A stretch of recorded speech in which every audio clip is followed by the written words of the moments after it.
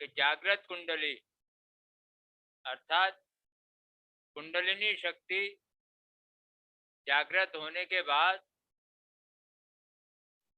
किस प्रकार से और क्या क्या काम करती है।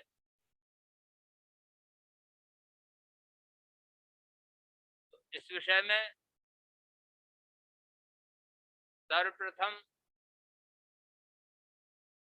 यह है कि कुंडलिनी शक्ति जब जागृत होती है तो हमें कुछ आध्यात्मिक अनुभूतियां होती हैं। आध्यात्मिक अनुभूतियों में हमारा मूलाधार चक्र में किसी प्रकार की प्राणवायु की गति हो सकती है। यही कुंडलिनी शक्ति का स्थान होता है। तो वह जब जागृत होती है तो यहाँ पर हलचल सी होती है, प्राणवायु की हलचल होती है। और कभी कभी प्राणवायु वहां से ऊपर उठकर सहस्त्रार तक आ जाती है और कभी कभी वो वहीं थोड़ी बहुत हलचल दिखाती है, प्राण की गति को प्रदर्शित करती है। इसके अलावा हमारे दूसरे चक्रों में आज्ञा चक्र है, सहस्त्रार है, अनाहत चक्र है, नाभि चक्र है, स्वादिष्ठान चक्र है। इनमें भी किसी भी प्रकार की क्रिया का अनुभव हम कर सकते हैं।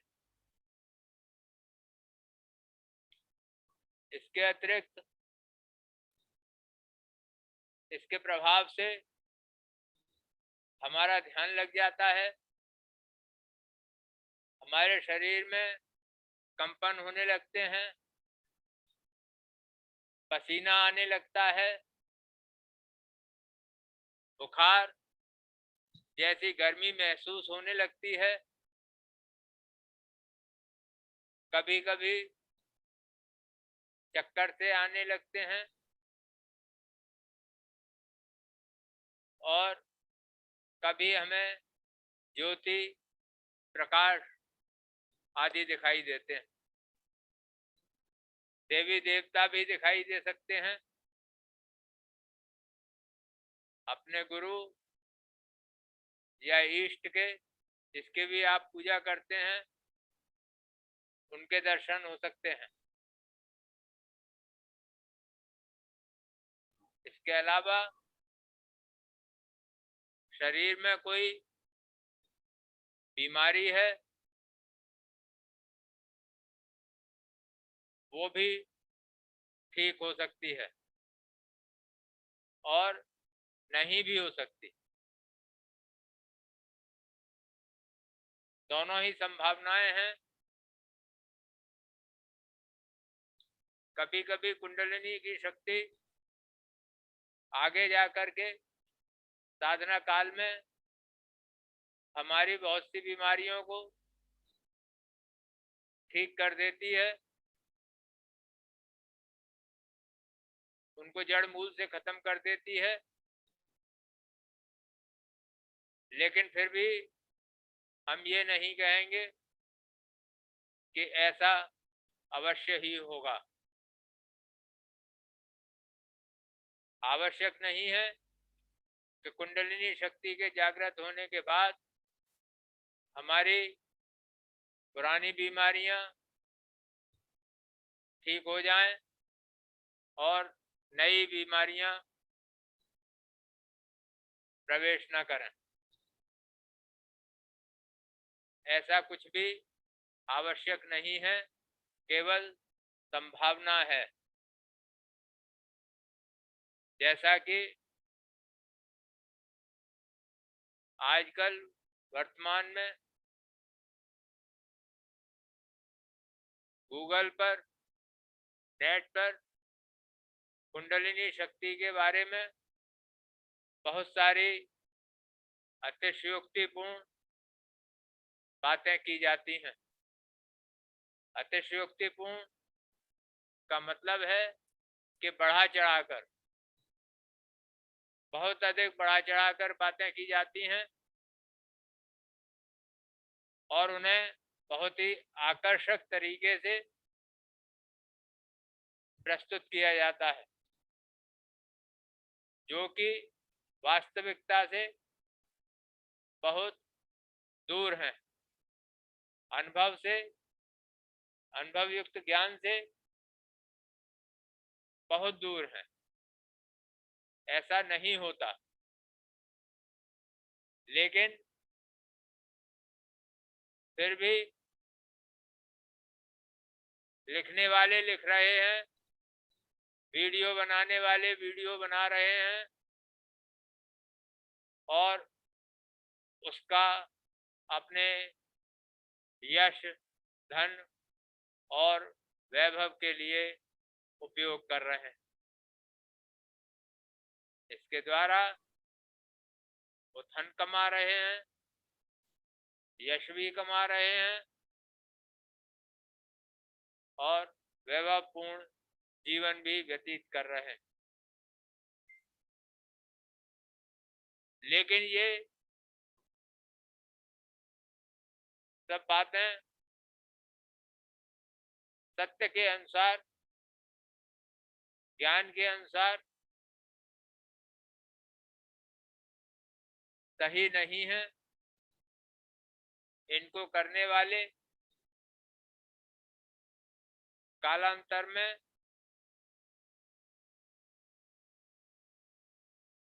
धर्म को एक गलत दिशा ही दे रहे हैं, दिशाहीन कर रहे हैं और लोगों के विश्वास, उनकी अज्ञानता का नाजायज फायदा उठा रहे हैं।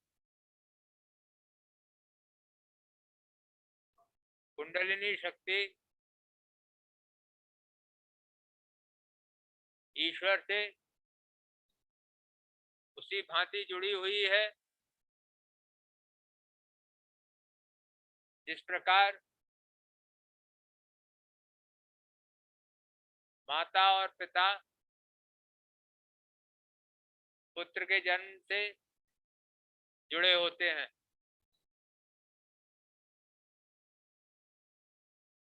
शक्तिपात रूपी गुरु की शक्ति साधक रूपी माता की कुंडलिनी शक्ति से जब जुड़ती है तब इसका जागरण होता है और एक आध्यात्मिक मार्ग रूपी संतान की उत्पत्ति होती है। इसको हम इस तरीके से समझ सकते हैं। ये केवल समझाने के लिए बताया गया है क्योंकि साधक और शिष्य दोनों की शक्ति के संयोग से हमारे आध्यात्मिक मार्ग रूपी ज्ञान का उदय होता है। इसके बाद ये सर्वज्ञ शक्ति, यह शक्ति सर्वज्ञ है, ईश्वरीय गुणों से, पराशक्तियों से भरपूर है। ये हमारे जीवन को सुगम बनाती है, आसान बनाती है, हमें धर्म, अर्थ, काम, मोक्ष का लाभ देती है। इसके जागरण से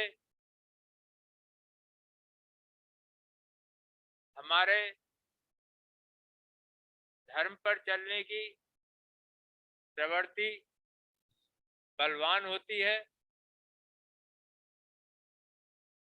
हम अधिक सशक्त रूप से धर्म के प्रति आस्थावान हो जाते हैं, ईश्वर के प्रति आस्थावान रहते हैं और अपने जीवन में उसका अनुभव करते हुए मन वचन कर्म से शुद्धपूर्ण मार्ग का अनुसरण करते हैं। दूसरा, धर्म के बाद आता है अर्थ। अर्थ का मतलब है संपन्नता, पैसा, धन दौलत। तो क्योंकि ये शक्ति सर्वज्ञ है, सर्वशक्तिशाली है, तो ये हमारे अनुसार हमारे जीवन को वैभवपूर्ण भी बनाती है, हमें अच्छे अवसर प्रदान कराती है, उपलब्ध कराती है और हम अपने सांसारिक जीवन में भी सफल होते हैं। तीसरा आता है काम। काम का अर्थ कामनाओं से है। हमारी कामनाएं अनंत होती हैं, जैसे जैसे वो पूरी होती जाती हैं वैसे वैसे ही हम वो और बढ़ती जाती हैं।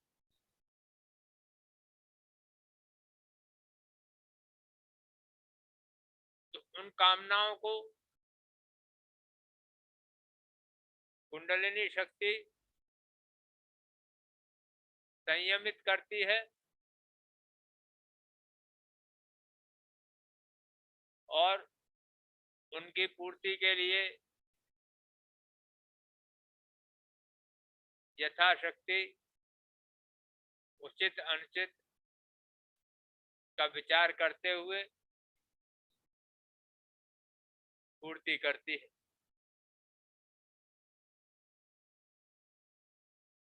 इसके बाद आता है मोक्ष। मोक्ष हमारे धर्म की अवधारणा है, एक विश्वास है कि हम साधना के द्वारा आत्म साक्षात करके मोक्ष को प्राप्त होते हैं। मोक्ष का अर्थ है जन्म मरण के बंधन से मुक्त होना और हमारा जो जन्म मरण है, जन्म मरण का जो चक्र है, वही हमारे सारे दुखों का कारण होता है। इसलिए जो साधक साधना करके मोक्ष को प्राप्त हो जाते हैं, वो जन्म मरण के बंधन से मुक्त होकर सर्वशक्तिमान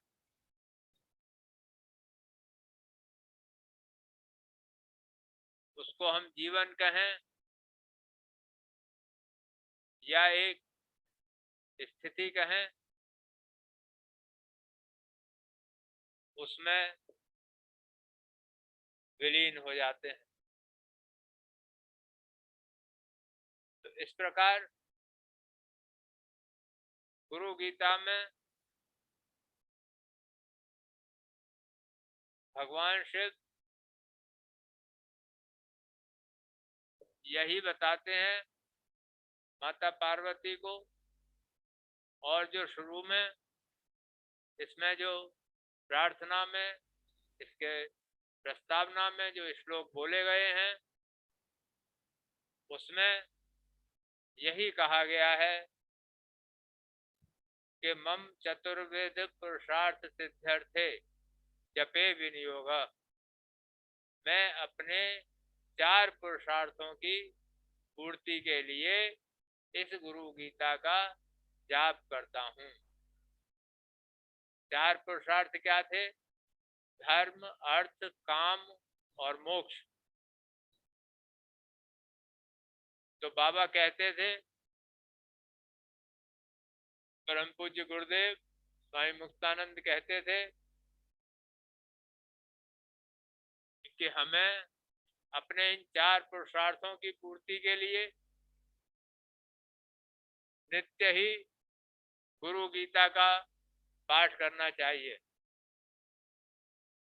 गुरु गीता में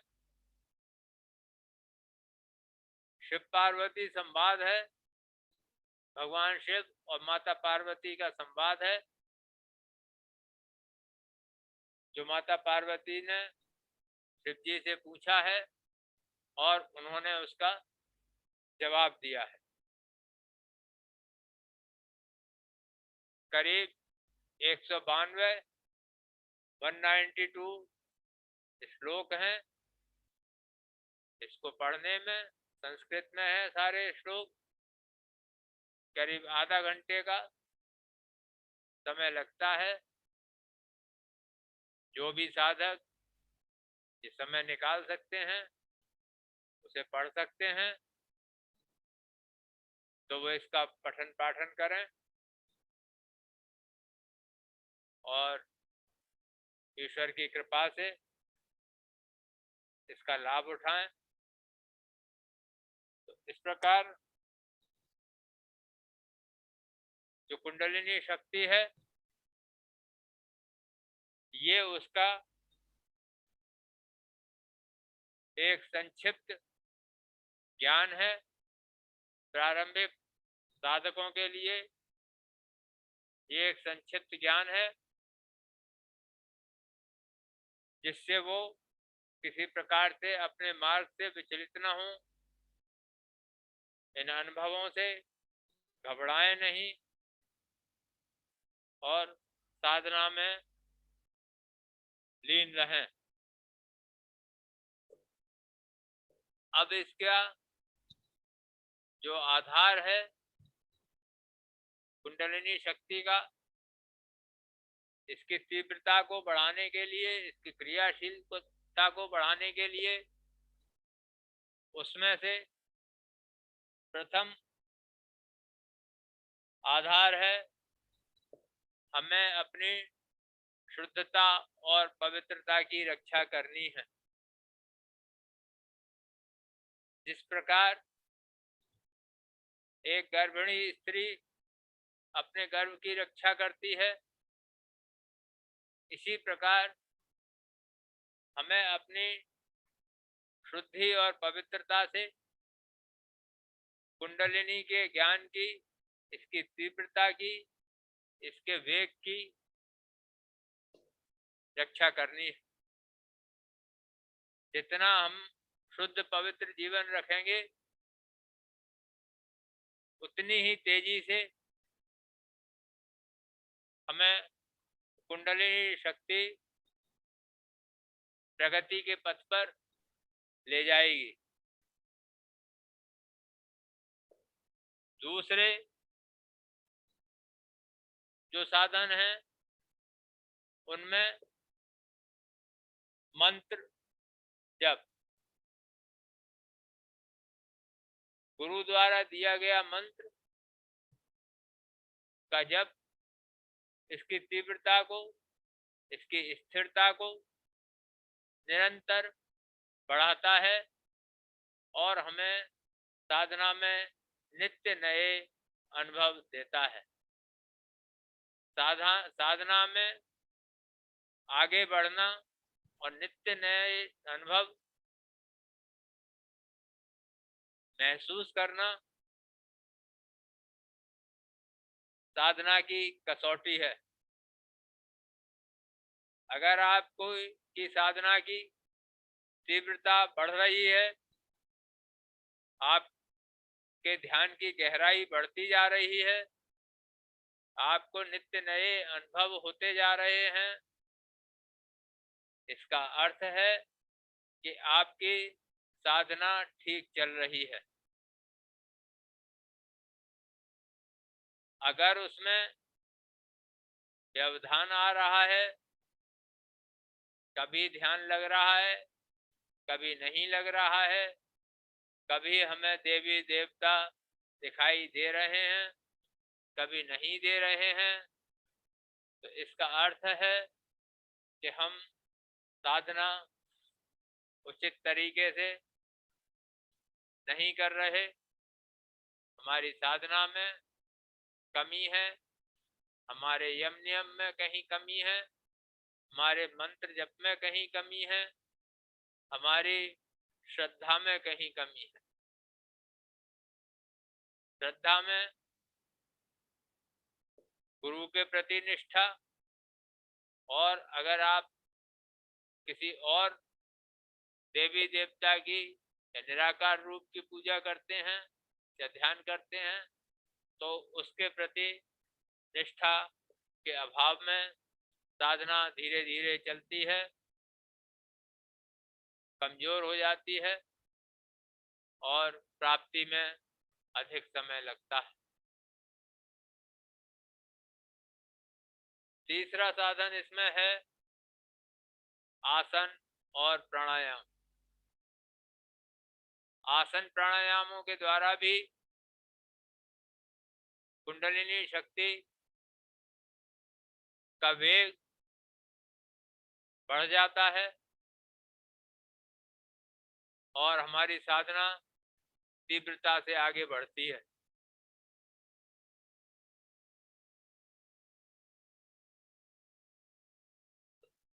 इस प्रकार हम ये जो 3-4 साधन हैं, ये सुनने में बहुत आसान है, लेकिन करने में उतने ही कठिन है। और यही आध्यात्म का कुंदन है। जिस तरीके से सोना कुंदन में तपता है, इसी तरीके से साधक यम नियम, आसन प्राणायाम, धारणा ध्यान समाधि में तपता है।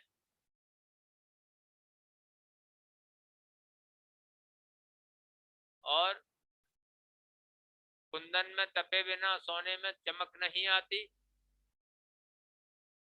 इसी प्रकार साधक की साधना में भी इन साधनों के बिना चमक नहीं आती। लेकिन हमें डरना नहीं है, हमें डरना नहीं है, परेशान नहीं होना है, क्योंकि कभी कभी हम विघ्न बाधाओं को पार करने में लुढ़कते फुढ़कते भी अपने लक्ष्य तक पहुंच जाते हैं। अगर हम किसी कारणवश इन नियमों के पालन में असमर्थ होते हैं, तब भी हमें रुकना नहीं है। जैसे हमारी गाड़ी अगर रास्ते में पंचर हो जाती है, तो हम उसको पंचर जुड़वा करके और फिर आगे बढ़ते हैं। इंजन में खराबी आ जाती है, उसको ठीक करा के फिर आगे बढ़ते हैं। पेट्रोल खत्म हो जाता है तो उसको डलवा कर फिर आगे बढ़ते हैं और अपने गंतव्य तक, अपने लक्ष्य तक पहुंच जाते हैं। तो इसी प्रकार साधकों का जीवन होता है, उत्थान पतन से परिपूर्ण होता है। कभी साधक मार्ग से भटक जाते हैं,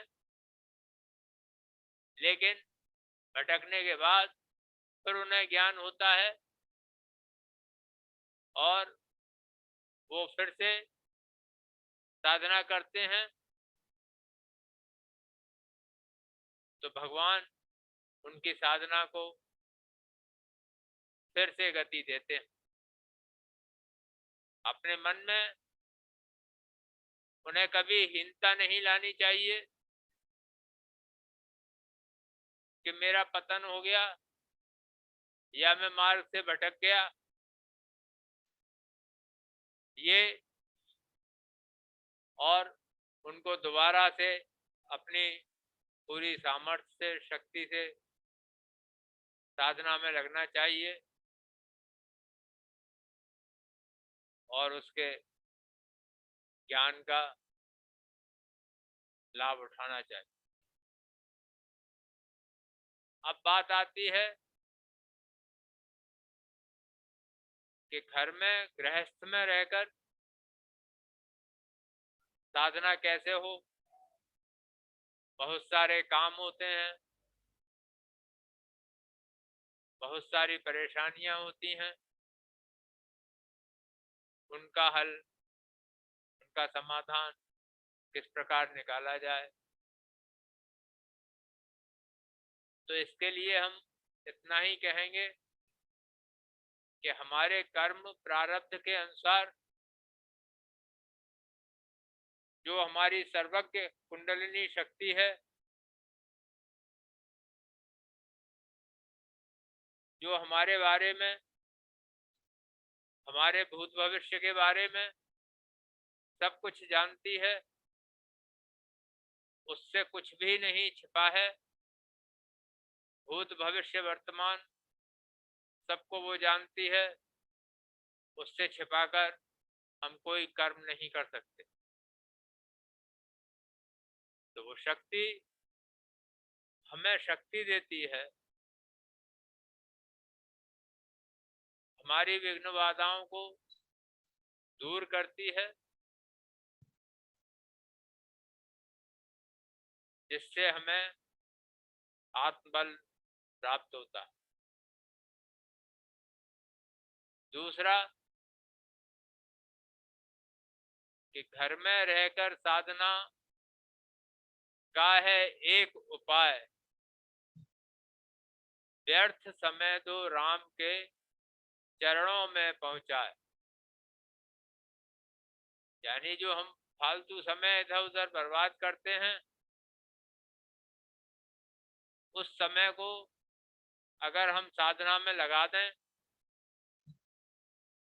हमारे कहने का तात्पर्य यह नहीं है कि आप हर समय आंख बंद करके ही बैठे रहें, ध्यान ही करते रहें। आप जप कर सकते हैं। जप एक ऐसा साधन है जो हमारी साधना को त्वरित करता है, वेग के साथ बढ़ाता है, अंतर शक्ति को बढ़ाता है, अंतर ऊर्जा को बढ़ाता है और उसे हम हर जगह, हर परिस्थिति में, हर रूप में जप सकते हैं। अगर हम इतना कर लेंगे तो हम गृहस्थ में रहकर साधना करने में सफल हो जाएंगे, समय की बर्बादी से बचेंगे और अंत समय में हमें पछताना नहीं पड़ेगा कि हमने अपना समय व्यर्थ की बातों में, व्यर्थ के क्रियाकलापों में बर्बाद कर दिया। अब हे भगवान, अब हम उस समय को कहाँ से लाएं। ये सभी जानते हैं कि समय कभी लौट के नहीं आता। और वो कभी रुकता भी नहीं है, वो निरंतर अपनी गति से चल रहा है। उसकी गति को हम रोक नहीं सकते, उसको हम वापस नहीं ला सकते। हमारे वश में केवल उसकी उपयोगिता है, यानी कि हम उसका श्रेष्ठतम तरीके से उपयोग कर सकते हैं, ये हमारे हाथ में है। कभी कभी हमें वो श्रेष्ठतम तरीके अज्ञान के कारण पता नहीं होते, इसलिए हम इधर उधर भटकते रहते हैं, समय पास करते रहते हैं। बहुत से लोगों से कहते हैं कि भाई हमारा समय पास नहीं होता, हम टीवी चला लेते हैं और कुछ कामों में अपने व्यस्त हो जाते हैं, मोबाइल में व्यस्त हो जाते हैं, और जो समय हमें भगवान के चरणों में लगा देना चाहिए था, उसको हम खो देते हैं, उसे बर्बाद कर देते हैं। उसी प्रकार जिस प्रकार हम खेत में बीज तो डाल देते हैं, उसकी सिंचाई भी करते हैं, लेकिन फसल के साथ उसमें उगने वाले खरपतवार को नहीं काटते, तो वो खरपतवार हमारी फसल को कमजोर कर देता है, हमारी पैदावार को कमजोर कर देता है। तो इसी प्रकार हम अपने जीवन को उस खरपतवार से बचाएं, जो खरपतवार हमारे समय को नष्ट कर देता है और हमारी साधना को कमजोर कर देता है, हमें लक्ष्य से भटका देता है। बहुत सारे बच्चे अधिकतर मानव जीवन के प्रारंभ में ही अज्ञान के कारण अपना बहुत सारा समय बर्बाद कर देता है। समय भगवान ने सबको बराबर दिया है, हर मनुष्य को 24 घंटे दिए हैं। किसी के लिए 24 की जगह 28 घंटे का दिन या 40 घंटे का दिन नहीं बनाया, लेकिन जो महान पुरुष हुए उन्होंने भी उसी 24 घंटे में अपने जीवन को सार्थक बनाया है, उसी समय का उपयोग किया है। महर्षि रमन जो बहुत बड़े वैज्ञानिक थे, जिनको नोबेल पुरस्कार मिला, जिन्होंने रमन इफेक्ट के नाम से प्रकाश की व्याख्या की,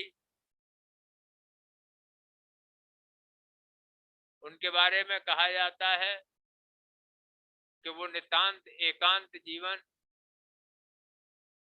जीते थे और अपना सारा समय अनुसंधान में लगाते थे। इसी प्रकार जितने भी महापुरुष हुए हैं, उनके जीवन को आप देखें तो उन्होंने अपने जीवन में समय की उपयोगिता को प्रथम स्थान दिया है।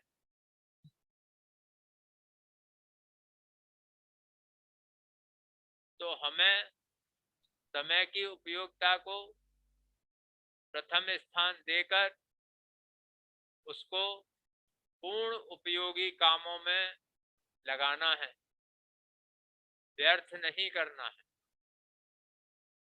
तो हमारे लिए भगवान के नाम के लिए समय निकालना गृहस्थ जीवन में कुछ कठिन नहीं होगा।